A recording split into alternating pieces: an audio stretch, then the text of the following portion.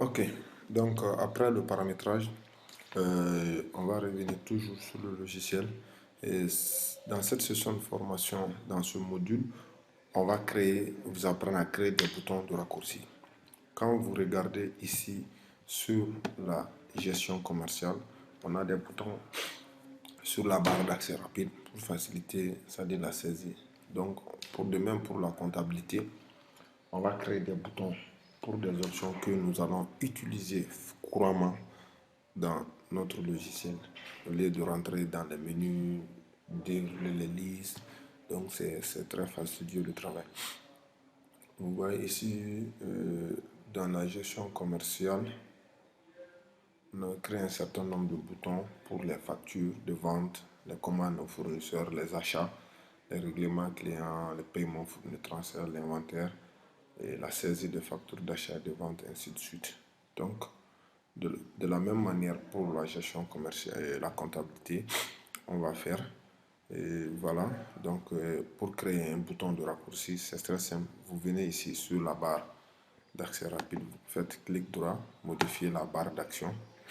Et voilà, on va créer maintenant les boutons pour des opérations dont nous aurons besoin. Avant de commencer, d'abord on a des boutons.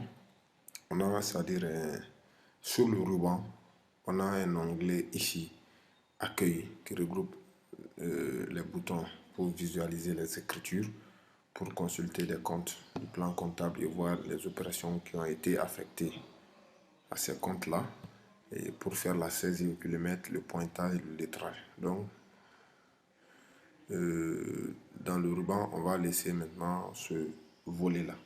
On va créer un autre volet ici. Donc, comme on sait en comptabilité, après avoir saisi les écritures, d'abord on va lier cette version comptable à la version commerciale. Donc, on va importer des écritures commerciales vers la comptabilité. Ça, c'est un bouton qu'on va créer. Ensuite, de temps en temps, on veut voir les journaux, on veut voir la balance, on veut voir le grand livre. On veut aussi faire l'état. Surtout, la création de boutons est importante, non seulement pour la saisie, mais aussi pour la visualisation. Donc, on a besoin de voir le bilan en temps réel, le compte de résultat ainsi que les soldes de gestion. Donc, ici, on va créer ces quelques boutons-là. Donc, ici, voilà. Donc, la tâche qui va être créée. D'abord, la première tâche que nous avons, ça, c'est l'import d'écriture.